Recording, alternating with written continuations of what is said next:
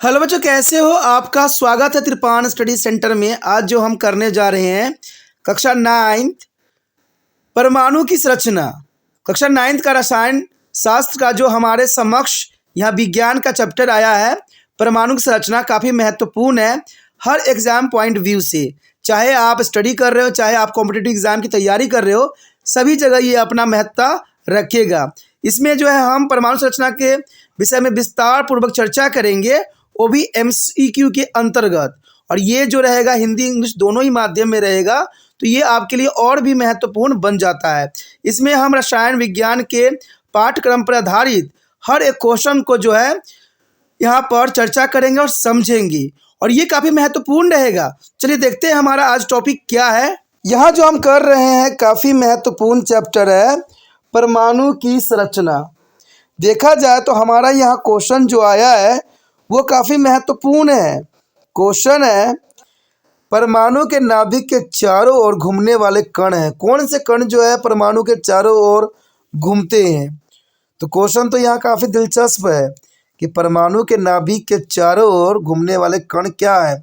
क्या हम उसको इलेक्ट्रॉन कहते हैं, क्या बी प्रोटॉन कहते हैं, या सी न्यूट्रॉन कहते हैं, या नाभिक कहते हैं? क्वेश्चन तो है काफ़ी महत्वपूर्ण, और आपको जो है आंसर पहले देना है। आप अपना आंसर चुनिए और मुझे बताइए कि इसका आंसर सबसे पहले क्या है।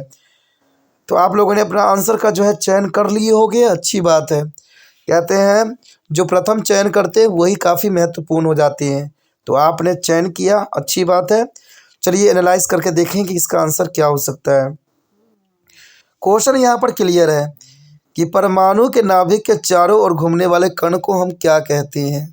क्वेश्चन तो यह क्लियर है, तो आंसर भी क्लियर होना चाहिए। तो इसका आंसर है ए इलेक्ट्रॉन, यानी ए ऑप्शन आपका सही है। परमाणु के नाभिक के चारों ओर घूमने वाले कण को हम इलेक्ट्रॉन कहते हैं, यानी ए ऑप्शन इसका सही है। आप ए ऑप्शन के साथ जा सकते हो, और जिन बच्चों ने ए ऑप्शन को चुना है उन सभी बच्चों का जो है आंसर सही है। चलिए देखते हैं अगला क्वेश्चन क्या है हमारे समक्ष। अगला क्वेश्चन हमारे समक्ष आ गया है और ये काफ़ी महत्वपूर्ण है। क्वेश्चन है वेल मॉडल इसकी व्याख्या करने में विफल रहा। जो वेल था निल्स वेयर जो था किस मॉडल की व्याख्या करने में सफल नहीं हुआ, अगर यानी फेल हो गया?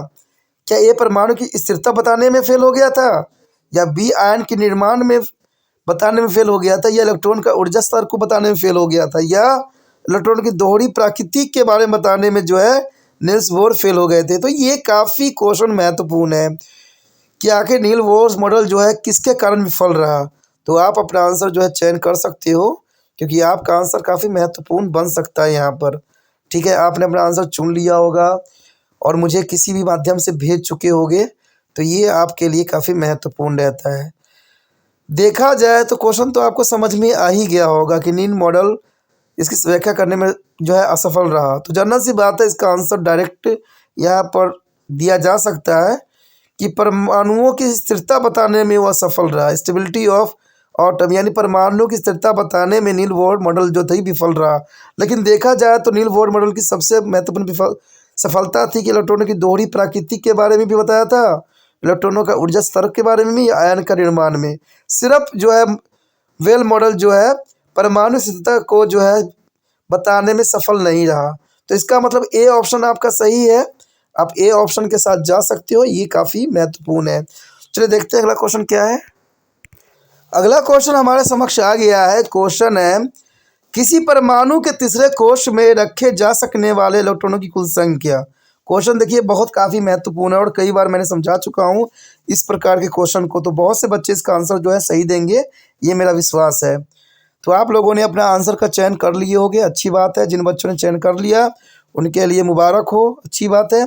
अब इसका जो है क्वेश्चन का हम एनालाइज करके देखिए किसी परमाणु के तीसरे कोश में रखे जा सकने वाले इलेक्ट्रॉनों की कुल संख्या कितनी होती है। तो जैसे मैंने आपको बताया था कि पहले ऑर्बिटल में 2 होते हैं, दूसरे में 8 होते हैं, तीसरे में 18 होते हैं और चौथे में 32 होते हैं।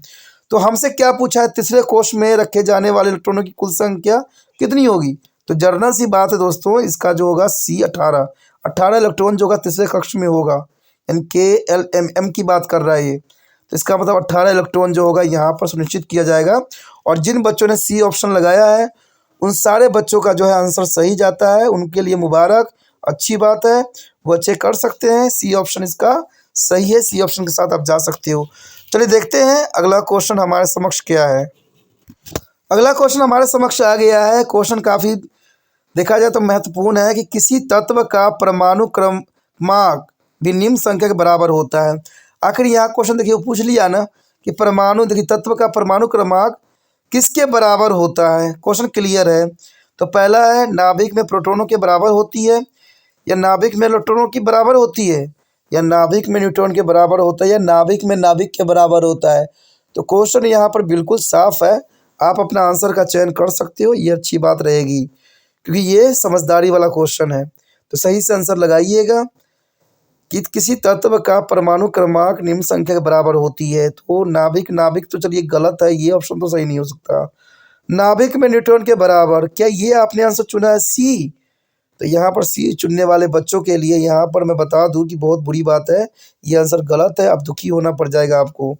बी देखिए नाभिक में इलेक्ट्रॉन, जिन्होंने नाभिक में इलेक्ट्रॉन की बात की वो आंसर तक तो नहीं पहुँच सकी, क्योंकि आंसर इसका गलत है, बी यह ऑप्शन गलत है। अब देखा जाए नाभिक में प्रोटॉन, तो नाभिक में प्रोटॉन सही है, जिन बच्चों ने नाभिक में प्रोटॉन की संख्या बताई है वो सही है। यानी तत्व का परमाणु क्रमांक जो होती है नाभिक में प्रोटॉन के बराबर होता है, यानी ए ऑप्शन यहाँ पर सही है। जिन बच्चों ने ए ऑप्शन चुना है उनका आंसर यहाँ पर सही है, उनके लिए अच्छी बात है, वो आगे और भी कर सकते हैं। अब चलिए हम अंतिम क्वेश्चन को देखें और एनालाइज करके देखें कि क्या ये सही है या गलत है। हमारे समक्ष आ गया है अंतिम क्वेश्चन, काफ़ी दिलचस्प है क्वेश्चन कि रदरफोर्ड गोल्डफाय इस प्रयोग से निम्नलिखित की उपस्थिति स्थापित की थी। आपको पता होगा कि रदरफोर्ड ने सोने के जो है पतली परत पे अल्फा कणों के बरसात कर दिया था, और उसके बाद बहुत से कण जो थे आपस चले गए, आपस कितने ने मुड़ गया, किसी ने क्रॉस आउट किया, कोई दाईं मुड़ गई, कोई बाईं मुड़ गई। तो ये काफ़ी महत्वपूर्ण यहाँ पर जो है एक्सपेरिमेंट रदरफोर्ड द्वारा की गई थी, जो कि सोने के फाइल पे किया था। और सोने के फाइल इसलिए रदरफोर्ड ने चुना था क्योंकि इसको जो है पतला से पतला हम बना सकते हैं। तो ये काफ़ी महत्वपूर्ण और दिलचस्प बात थी। तो यहाँ क्वेश्चन है कि रदरफोर्ड जो है गोल्डफाय प्रयोग में निम्नलिखित उपस्थिति स्थापित की थी। किस बात को उसने जानने की कोशिश किया था? तो देखा जाए तो प्रोटॉनों को देखने के लिए किया था, या बी न्यूट्रॉन को, या सी इलेक्ट्रॉन को, या डी नाभिक को। तो आप अपना आंसर का जो है चयन कर सकते हो, अच्छी बात रहेगा। जो बच्चों ने आंसर चुन लिया होगा उनके लिए सही रहेगा, और वो कमेंट भी करके मुझे बता सकते हैं कि उनका कितना आंसर सही गया। जिन बच्चे नहीं बताएंगे उनको कुछ कह नहीं सकते। चलिए अच्छी बात है, जो भी है अच्छी बात है, सब अच्छी बात ही होती है, क्योंकि आप बड़े कक्षा में हो, आप खुद ही समझदार हो, आपको जो है बताने की जरूरत नहीं पड़ेगा मुझे। तो यहाँ पर क्वेश्चन डायरेक्ट है, रदरफोर्ड गोल्डफाय प्रयोग में निम्नलिखित उपस्थिति स्थापित किया था। तो देखिए यहाँ पर अगर हम बात करें प्रोटॉन की, तो प्रोटॉन की यहाँ पर रदरफोर्ड ने कोई दिलचस्पी नहीं दिखाई थी, क्योंकि इसकी खोज ऑलरेडी हो चुकी थी। यहाँ पर बी अगर आप ऑप्शन के साथ जा रहे हो तो बी भी ऑप्शन जो है यहाँ पर गलत है। और सी इलेक्ट्रॉन जो है यहाँ पर बिल्कुल ही गलत है। आपको मैंने बताया था कि उसने जो है सोने की परत पे जो है अल्फा कणों की बरसात कर दी थी, और न्यूक्लियस से सारे जो है, कोई न्यूक्लियस से आगे बढ़ गया, कोई न्यूक्लियस से टकरा कर पीछे हो गया, कोई बाएं दाएं हो गया। तो इसका मतलब ये हुआ कि यहाँ पर रदरफोर्ड जो इस मॉडल के अंतर्गत नाभिक की परीक्षण करना चाहता था, यानी डी ऑप्शन यहाँ पर सही है। और जिन बच्चों ने डी ऑप्शन चुना है उनका सही है, और जिन बच्चों ने जो है मेरे साथ आंसर चेक किए हैं, क्वेश्चन किए हैं, उन सब बच्चों के लिए अच्छी बात है। और मुझे विश्वास है कि बहुत से बच्चों के जो आंसर सही गया होगा।